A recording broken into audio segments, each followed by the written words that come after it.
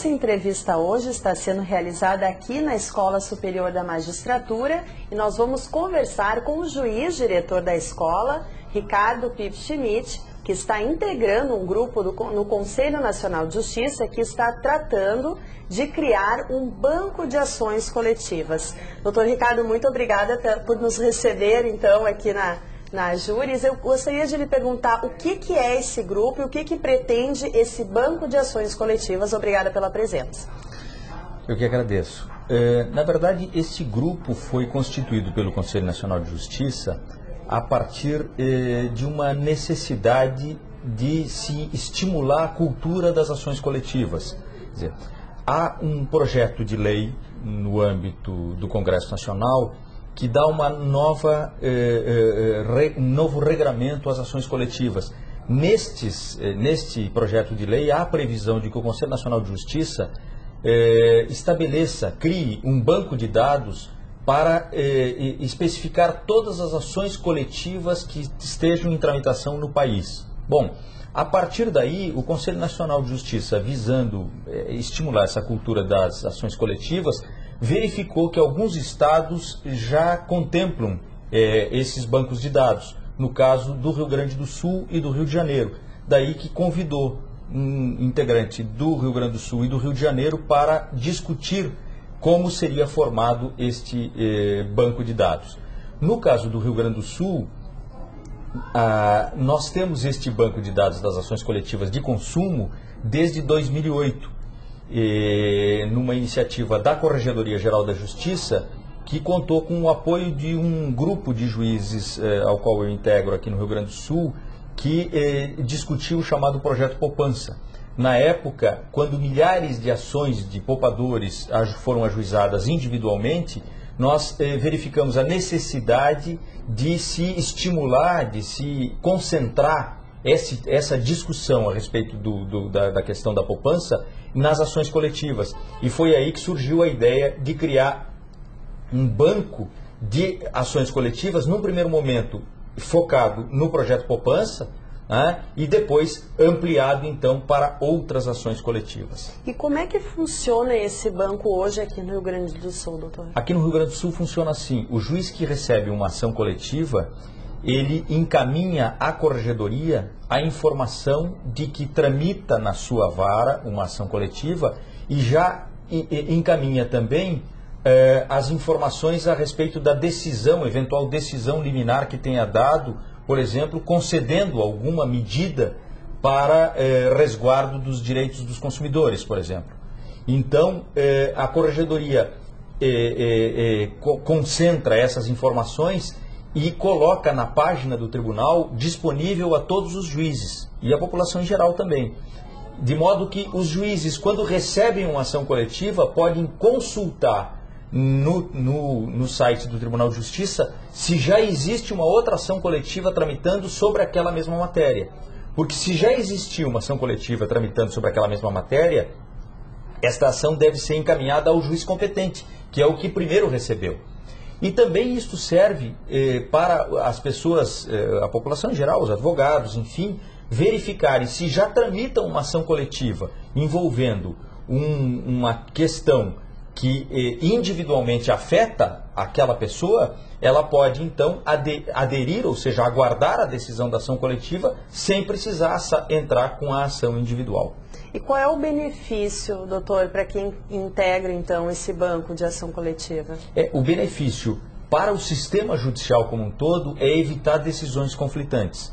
Na medida em que eu tenho várias ações coletivas envolvendo a mesma matéria, há um risco de juízes darem decisões divergentes.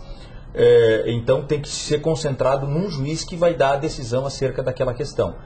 Para a população em geral, a grande vantagem é que eles podem acompanhar, o cidadão pode acompanhar essas ações coletivas e verificar, porque se a sentença final da ação coletiva for procedente, ela beneficia os consumidores em geral. Então, nesse sentido é que é importante.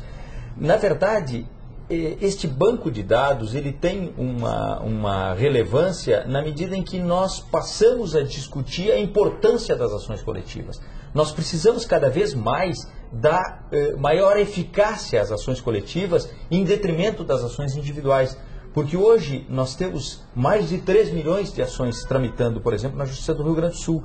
Muitas dessas ações são ações que tratam do mesmo tema, que uma ação coletiva poderia resolver o caso de centenas e às vezes milhares de consumidores. Como acontece, por exemplo, quando se questiona uma tarifa de um banco ou uma taxa que está sendo cobrada ou um serviço telefônico que está sendo exigido, a cobrança. Quer dizer, com ações coletivas ajuizadas ou pelo Ministério Público, ou pela Defensoria Pública, ou por associações de defesa do consumidor, as pessoas não precisariam ajuizar ações individualmente, atomizadamente. Isso se poderia decidir num único caso, numa só ação coletiva, beneficiando, às vezes, milhares de consumidores. E maior rapidez, né, doutor, que é o que geralmente a população reclama. Na verdade, a dificuldade, isso é um círculo vicioso. Quanto menos ações coletivas nós temos, mais ações individuais nós temos. Quanto mais ações individuais, nós temos uma demanda muito grande para a capacidade instalada. Então, os juízes acabam recebendo milhares e milhares de ações iguais na questão de direito, mas que têm que ser analisadas e tramitadas uma a uma. Isso gera um excesso de demanda para a capacidade que nós temos. E ainda falta a questão de legislação, doutor, com relação a esse tema? Sim, a nossa legislação atual sobre ações coletivas, ela está muito aquém da nossa necessidade.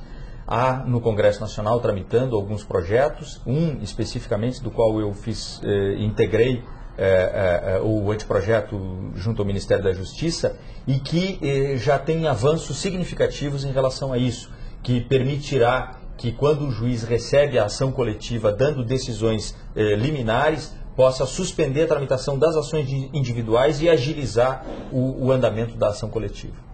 E doutor, e esse grupo lá no Conselho Nacional de Justiça que está estudando esse banco de ações coletivas também é para ajudar, por exemplo, esses deputados e senadores que vão votar essa lei ou não? Não, na verdade, uma coisa está ligada à outra, mas eu tenho a impressão que o Conselho Nacional de Justiça, nesse momento, porque está associado também ao Conselho Nacional do Ministério Público, nessa comissão, e junto na reunião estavam representantes da Secretaria da Reforma do Judiciário, do Ministério da Justiça, também havia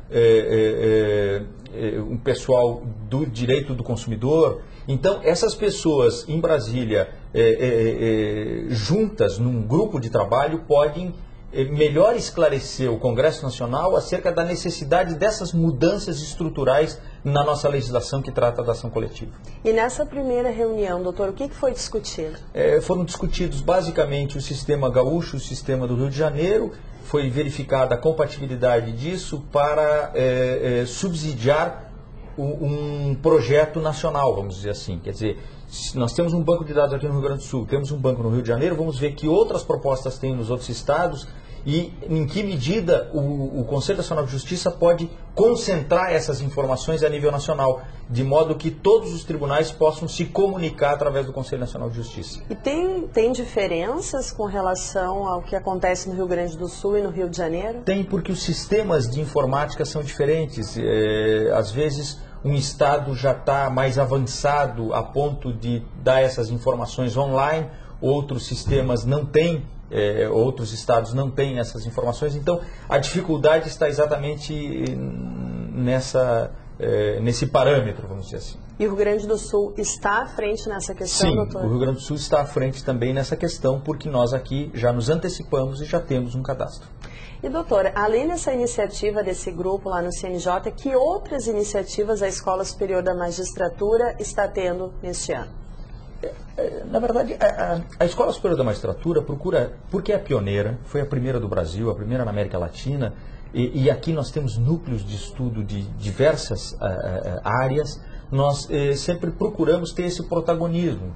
E nesse momento, a escola, por exemplo, agora no dia 20, um grupo de juízes da Escola Superior da Magistratura está indo para o Amazonas fazer um curso de capacitação para 100 magistrados do estado do Amazonas.